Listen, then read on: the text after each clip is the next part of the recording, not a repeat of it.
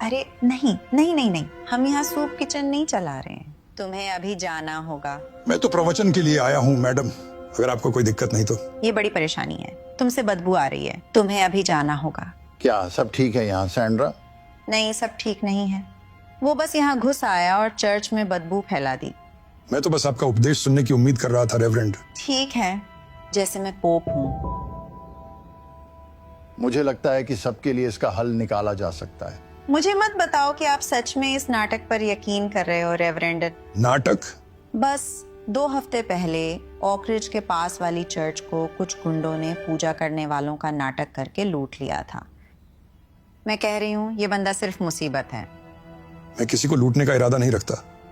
हम सैंड्रा, इस आदमी को यहाँ रहने का उतना हक है जितना कि तुम्हें है। वाकई? क्या उसने चर्च की छत ठीक करने के लिए हजारों डॉलर दान किए? नहीं, पर ओ हाँ, वो मैं और मेरे दोस्त थे। ओह रुको, मुझे याद आया, वो हर साल क्रिसमस चर्च परेड ऑर्गेनाइज करने में मदद करता है। फिर से गलत, फिर से वो मैं ही। मुझे सैंड्रा मत कहो रेवरेंड। मैं एक यहाँ की रहने वाली हूँ जो खुशी से हर हफ्ते यहाँ दान देती हूँ, और उससे भी ज्यादा। और ये मैं इसलिए नहीं करती कि किसी बदबूदार सड़क पे रहने वाले के पास बैठ सकूं। अगर वो यहाँ रहता है तो मैं जा रही हूँ, और मैं गारंटी देती हूँ कि बाकी मेंबर भी मेरे पीछे आएंगे। कोई बात नहीं रेवरेंड, मेरा कोई परेशानी करने का इरादा नहीं था, मैं बस जा रहा हूँ। चलो जाओ। तुम्हें You लगता think है I कि could मैं वो उधार ले सकता borrow हूँ? this? मैं वादा करता हूँ कि मैं इसे वापस लाऊंगा। आगे बढ़ो। धन्यवाद रेवरेंड। तुम्हें पता है वो आखिर में उसे बेच देगा, है ना?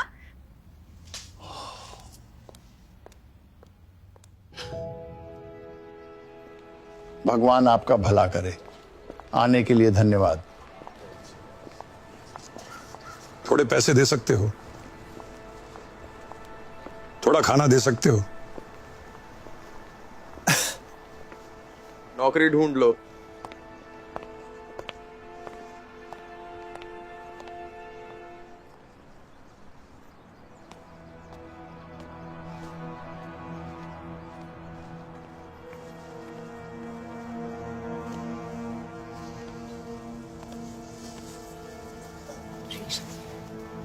कैसा रहा?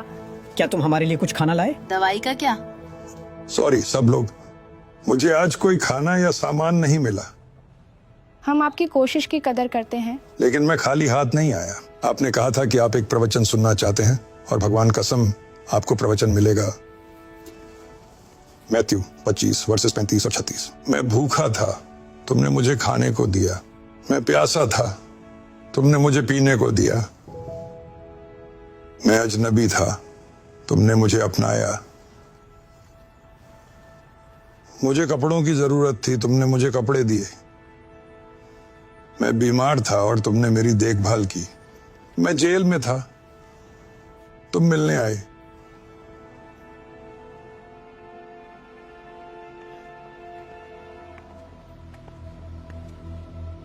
अच्छा लगा देखकर कि तुम अभी भी वो यूज कर रहे हो। सॉरी इसे इतना देर तक रखने के लिए। मेरा जल्द ही वापस करने का प्लान था। रख लो। मैं आज यहाँ इसलिए नहीं आया। अरे आप यहाँ क्यों आए हो?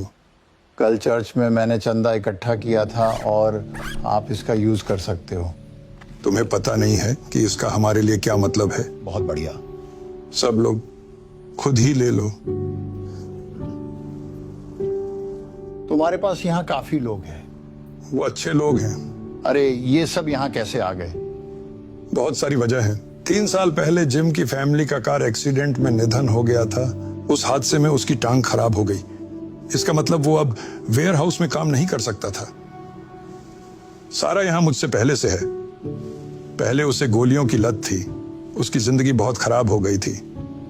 उसने सब कुछ और सबको खो दिया, लेकिन ऊपर वाले की मदद से और यहाँ के अच्छे लोगों के सपोर्ट से हमने उसे इससे निकाल लिया। ट्रेसी का हस्बैंड करीब 1 साल पहले कैंसर से मर गया था। ओह नहीं। वो हॉस्पिटल बिल्स के साथ साथ अपने हस्बैंड को खोने के बाद डिप्रेशन में चली गई। उसने अपनी जॉब खो दी, दोस्त और आखिर में अपना घर भी। हम जो कर सकते हैं कर रहे हैं ताकि उसे इस अंधेरे से बाहर ला सकें। तुम्हें पता है, मुझे बिल्कुल अंदाजा नहीं था कि इतने सारे लोग मेरी चर्च के इतने पास रहते हुए इतनी जरूरतों में हैं। ये आपकी गलती नहीं है रेवरेंड। हम यहां इस जगह पर छुपकर रहने की कोशिश करते हैं। यहां के लोग और पुलिस हमसे अच्छे से पेश नहीं आते। तुम्हें पता है, मेरे पास एक आइडिया है जो इसे ठीक कर सकता है। मुझे तुम्हारी मदद चाहिए।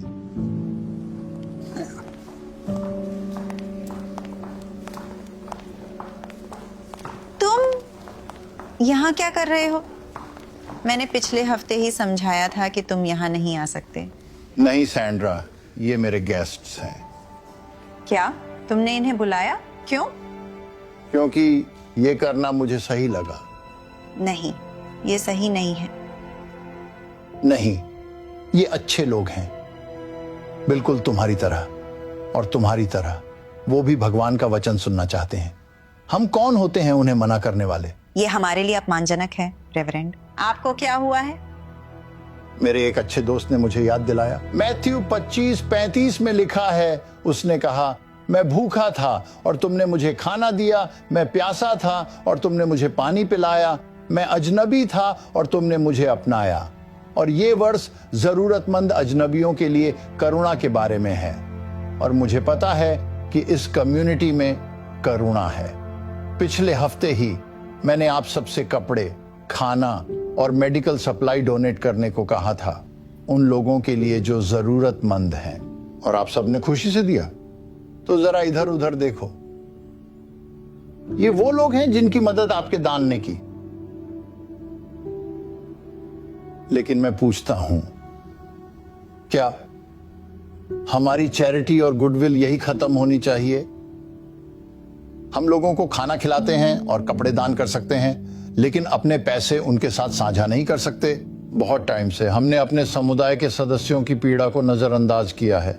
हमने उन्हें दूर कर दिया, परछाइयों में ढकेल दिया ताकि हम दिखावा कर सकें कि वो अस्तित्व में नहीं है। मैं कहता हूं, अब और नहीं। हम इन लोगों को अब जज नहीं करेंगे, उन्हें अवॉइड नहीं करेंगे, उन्हें अपने चर्च में निमंत्रण देंगे और गले लगाएंगे। चलो, अच्छे पड़ोसी बनो और नए सदस्यों से मिलो, उनका स्वागत करो। चलो।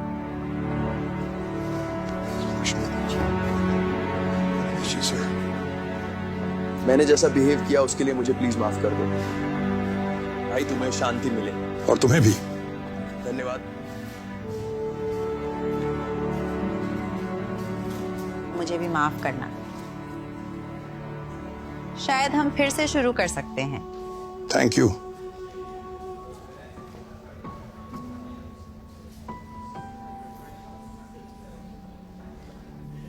धन्यवाद रेवरेंड इसके लिए।